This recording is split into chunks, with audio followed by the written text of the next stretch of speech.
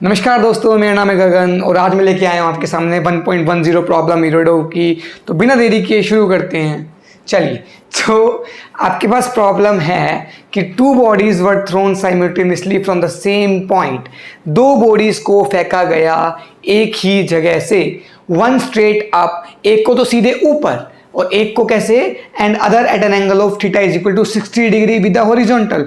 दूसरी बॉडी को 60 डिग्री पर फेंका गया हॉरिजॉन्टल से। मतलब ये बोल रहा है बच्चा कि भाई अगर मैं एक दो बॉडीज हैं, एक ये वाली और एक ये वाली, दोनों एक ही जगह से ड्रॉ कर रहा हूं मैं, भले ही अलग अलग बना के दिखा रहा हूं, ठीक है। तो एक को तो मैंने सीधे फेंक दिया, सीधे ऊपर, सीधे नहीं, सीधे नहीं है, चलो और सीधे बना लेते हैं।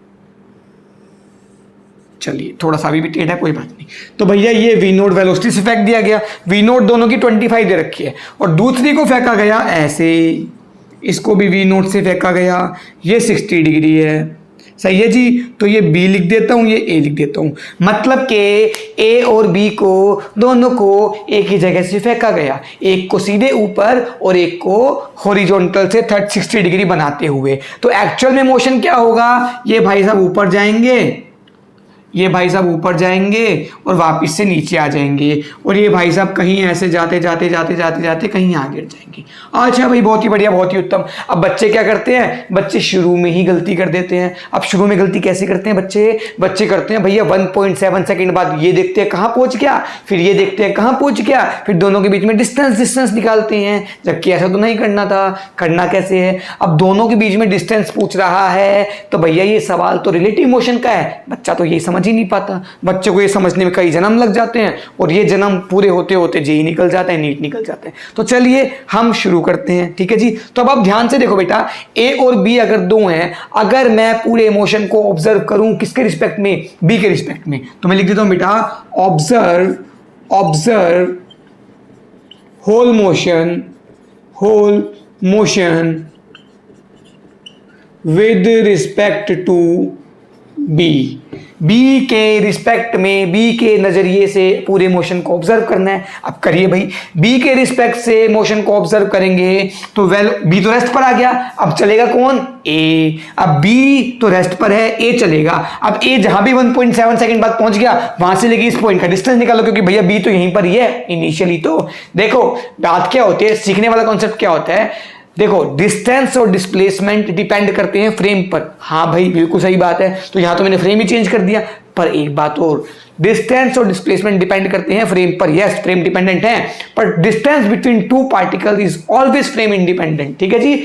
Distance between two particle is always frame independent. दो पार्टिकल्स के बीच की दूरी हमेशा फ्रेम के इंडिपेंडेंट रहेगी। ये लिख लो, दिमाग में छाप लो, बहुत काम आएगा। इसलिए मैंने यहां पर एक कॉन्सेप्ट लगा पाया हूं, इसलिए मैंने पूरे मोशन को बी के रिस्पेक्ट में ऑब्जर्व किया। अब भैया जब बी के रिस्पेक्ट में ऑब्जर्व कर लिया पूरे मोशन को, तो भाई velocity of A with respect to B is equal to velocity of A minus velocity of B. आ रही है मेरी बात समझ में, है ना। और acceleration of A with respect to B is equal to acceleration of A minus acceleration of B. अब जरा ध्यान से देखो, पूरे मोशन को अगर मैं बी के हिसाब से ऑब्जर्व करूं तो मुझे ए कैसा चलता हुआ नजर आएगा, ए की वेलोसिटी तो ये होगी और ए की एक्सेलरेशन ये होगी, जबकि एक्सेलरेशन ऑफ ए कितना है, वो है माइनस जी, और एक्सेलरेशन ऑफ बी कितना है, अगेन माइनस जी। तो भैया रिलेटिव एक्सेलरेशन तो जीरो आ गई, लेकिन रिलेटिव वेलोसिटी कुछ आएगी। अब रिलेटिव वेलोसिटी कैसे निकालोगे, अब ए की वेलोसिटी है भैया ऐसे, और बी की वेलोसिटी को माइनस करके जोड़ देना है। इसको मैं कैसे लिख सकता हूं, वेलोसिटी ऑफ ए प्लस में माइनस वेलोसिटी ऑफ बी, ये भी तो लिख सकता हूं। यानी कि दो वेक्टर का समेशन, दो वेक्टर कौन से, वेलोसिटी ऑफ ए और माइनस वेलोसिटी ऑफ बी। तो वेलोसिटी ऑफ ए तो आ गया, अब बी वेक्टर को उल्टा करके जोड़ दो, तो भैया उल्टा करके जोड़ दिया, तो ये वी नोड आ गया, ये वी नोड आ गया। तो भैया ये आपके पास 60 डिग्री था, तो ये भी आपके पास 60 डिग्री आ गया, वर्टिकल अपोजिट एंगल।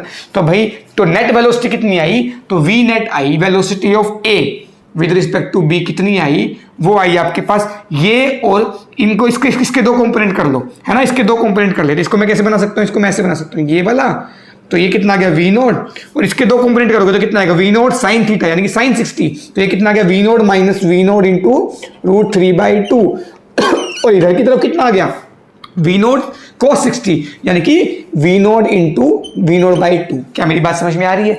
अब यानी कि नेट वेलोसिटी कितनी है इन दो वेक्टर का सम, और ये दो वेक्टर कैसे 90 डिग्री पर, तो ये कितना आ गया बेटा under root of V naught by 2 का स्क्वायर माइनस ये कितना आएगा V naught by V naught minus V naught root 3 by 2 का स्क्वायर। तो ये आपके पास क्या आ गया velocity of A with respect to B का मैग्नीट्यूड। अब वी नोड अपने पास कितना है, वी नोड है अपने पास 25, ठीक है जी।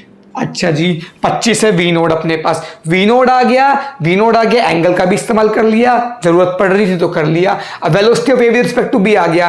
अब जो बी के हिसाब से ए की जो भी वेलोसिटी आई वो तो स्ट्रेट लाइन में जाएगा, तो और स्ट्रेट लाइन में जाएगा तो बिल्कुल स्ट्रेट लाइन का मोशन क्या होगा भैया, तो क्या बोलते हैं डिस्टेंस कितना आ जाएगा, डिस्टेंस आ जाएगा अपने पास कितना velocity of A with respect to B into time, है ना। और टाइम अपने पास कितना है भैया, तो ये अपने निकाल लिया velocity of A with respect to B into 1.7। अब बस velocity of A with respect to B में कैसे निकालना है, ये पुट करो, यहां से जो भी निकालोगे यहां से आपके पास आंसर निकल के आएगा समथिंग अबाउट 21.99, ठीक है, कितना मीटर, इसका मतलब near about 22 metre will be your answer. ओ भाई साहब इतना आसान क्वेश्चन था, लेकिन बच्चे ने क्या किया, बच्चे ने क्या किया कि बच्चे ने को पता ही नहीं था कि रिलेटिव मोशन का क्वेश्चन है, तो बच्चा गलत कराया, है ना। तो गलत नहीं करना था बच्चे, रिलेटिव मोशन का क्वेश्चन है और इस तरीके से होगा। कॉन्सेप्ट क्या सीखने को मिला कि डिस्टेंस बिटवीन टू पार्टिकल्स या displacement between two particles is always frame independent. हालांकि डिस्टेंस और डिस्प्लेसमेंट इंडिविजुअली फ्रेम पर डिपेंडेंट होते हैं, पर उन दो पार्टिकल्स के बीच का डिस्टेंस हमेशा फ्रेम के इंडिपेंडेंट होता है। आई होप आपको समझ में आया होगा। तो चलिए वीडियो को बंद करते हैं, अगली वीडियो में मिलते हैं, तब तक के लिए बाय बाय, टेक केयर, अलविदा।